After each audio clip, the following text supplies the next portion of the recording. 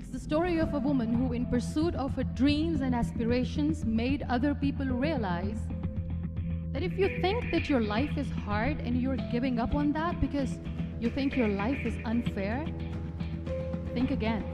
Because when you think that way, you are being unfair to your own self. It's the story of a woman who made people realize that sometimes problems are not too big.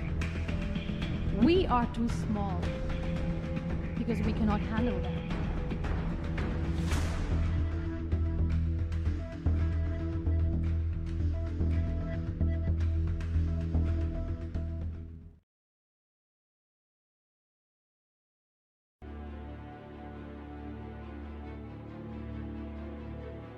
I have a dream that one day this nation will rise up, live out the true meaning of its creed. We hold these truths to be self-evident, that all men are created equal. That one day on the red hills of Georgia, sons of former slaves and the sons of former slave owners will they be able to sit down together at the table of brotherhood. I have a dream. Sweltering with the heat of injustice, sweltering with the heat of oppression, be transformed into an oasis of freedom and justice. I have a dream.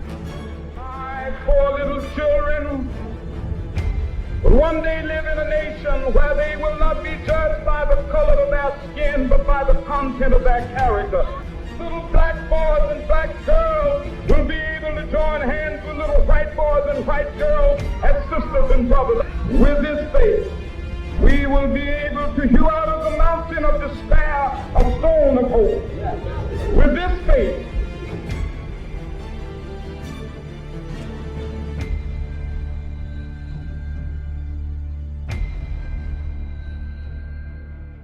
Negroes of the United States are engaged in a creative battle to end the long night of racial injustice, to establish a reign of freedom and a rule of justice.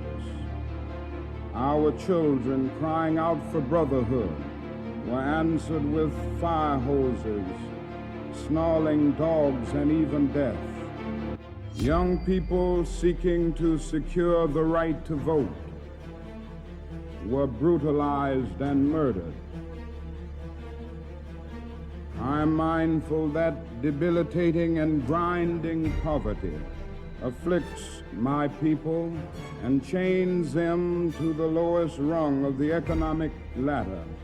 Therefore, I must ask why this prize is awarded to a movement which is beleaguered and committed to unrelenting struggle,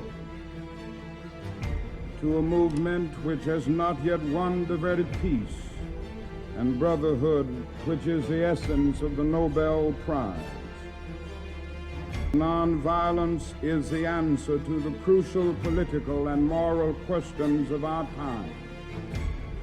The need for man to overcome oppression and violence without resorting to violence and oppression. Civilization and violence are antithetical concepts.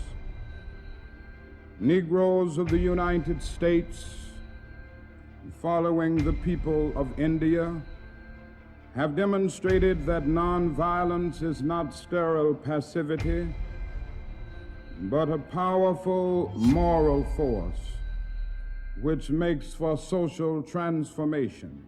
Sooner or later, all the peoples of the world will have to discover a way to live together in peace and thereby transform this pending cosmic elegy into a creative psalm of brotherhood.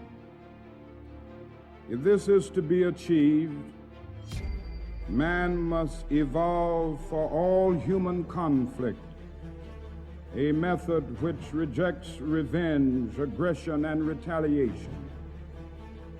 The foundation of such a method is love. This is a road over which millions of Negroes are traveling to find a new sense of dignity. I refuse to accept despair as the final response to the ambiguities of history. I refuse to accept the idea that the isness of man's present nature makes him morally incapable of reaching up for the eternal oughtness that forever confronts him. I refuse to accept the idea that man is mere flotsam and jetsam in the river of life, unable to influence the unfolding events which surround him.